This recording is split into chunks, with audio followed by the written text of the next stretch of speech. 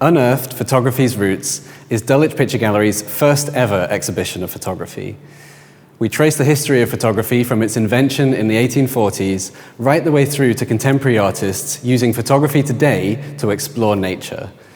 Let's go through the lens and discover the stories behind these remarkable photographs. This work, by William Henry Fox Talbot, is one of the first photographic negatives ever made. It pictures a dahlia arranged in a glass vase, much like some of the still life paintings that we have in the gallery's collection.